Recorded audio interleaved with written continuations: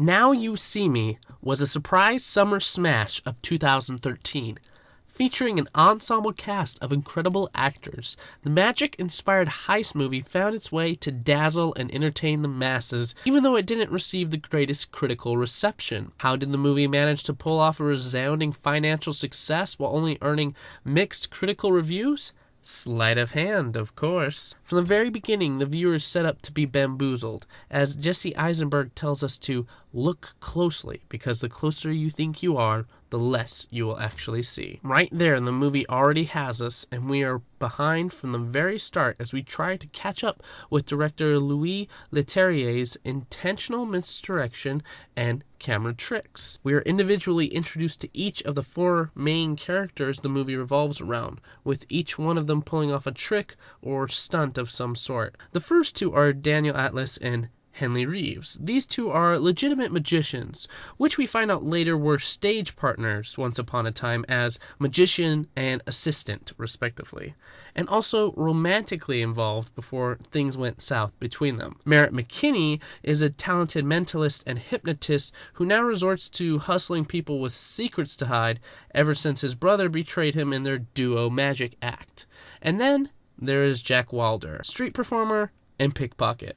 We're all briefly amused and wonder about their tricks when we notice that a shadowy figure in a hoodie has been watching all of them. Sometime shortly thereafter, each of the four magicians find tarot cards that lead them to the same building. It is here, at this building, that the four characters meet, and we get the only real background information on them in the entire movie, which is a shame, as the Four Horsemen, as they are soon to be called, never really feel like people, but just characters there for our amusement. But such a thought might not even cross your mind while you're viewing, because we're still trying to catch up from the last two illusions to think too deeply about the movie's flaws. And while everything has been fun so far, the tension has not yet begun. The tension in this movie arrives when the Four Horsemen appear a year later to perform in Las Vegas with the backing of millionaire Arthur Tressler. A side note, the movie never goes into how the Four Horsemen get the backing of Arthur Tressler, which, to be perfectly honest, doesn't spoil the enjoyment of your first viewing, but after you've seen the end and you are on your second way through this movie, you start to notice the holes, like the hope to make a sequel, so we're not going to tell you everything ending, to the completely forced romance between Dylan Rhodes and Alma Dre, but I'm getting ahead of myself, as obviously you are saying, just who are those characters? Well, without giving anything away, let's just say that the Four Horsemen's act in Las Vegas is illegal. That's where FBI agent Rhodes and Interpol agent Dre come in and question the Four Horsemen. Of course, the authorities can't prove anything, so the Horsemen are allowed to go free, which of course starts the game of cat and mouse that is the rest of the movie. It's an effective and entertaining game, as the director only feeds us the pieces he wants, when he wants. He does this most effectively through Morgan Freeman's character, Thaddeus Bradley, a former magician who has his own show revealing how magicians do their tricks. Thaddeus is the viewer's inside man, so we can have a modicum of understanding in the sleight of hand show that is Now You See Me. And well, what better inside man can you hope to have than Morgan Freeman? His voice and delivery are perfect every time. How does he do it? I don't care. I just really want to watch more of Morgan Freeman. And don't worry, we get to, as he becomes an advisor / quasi-antagonist to Rhodes and Dre. Although I think part of that may be because Rhodes is always grumpy. Mark Ruffalo does a great job in his portrayal of Rhodes, but I didn't realize until my second viewing just how terribly one-note Rhodes' character is. He really is the grumpy, skeptical FBI agent, and it is only Ruffalo's great acting that keeps Rhodes' weak character from being annoying.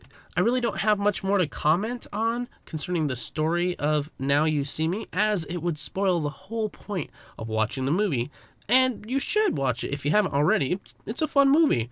I will comment that there are some pleasant twists and turns and suspicion aplenty as the horsemen go about their 2 other acts. There's a car chase scene that was pretty good, but Leterrier was the director of the original Transporter movies, so that's no surprise. The magic and tricks continue to befuddle until they are explained away by Bradley, except for one. There is one trick that if you're paying attention to the movie, you will more likely see coming.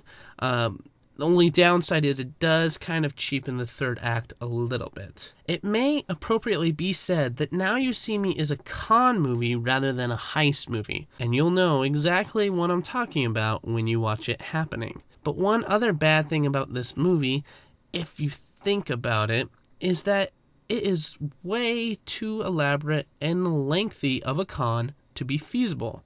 But then again, you don't go to a movie about magic and tricks to watch a story that is completely feasible, do you? So, just sit back, relax, enjoy a fun movie with great performances from talented actors trying to squeeze as much as they can from thinly written characters. You will be dazzled. You'll laugh a little, especially from Woody Harrelson, and you'll be amused by the movie's feeble attempts to slightly tie itself to the occult in an effort to make certain things feel like real magic and not just tricks. All in all, it is a wonderfully entertaining summer flick that you can have a lot of fun with. The magic is lost a little bit with multiple viewings as the flaws of the movie become apparent, but even then it is still an enjoyable watch. So go ahead, let me know what you thought of Now You See Me. Did you think I was a little too critical? Or did you see some of the same issues I did? Go ahead and let me know in the comments section below, and while you're at it, feel free to put in a suggestion for your favorite make some popcorn and have some fun movies.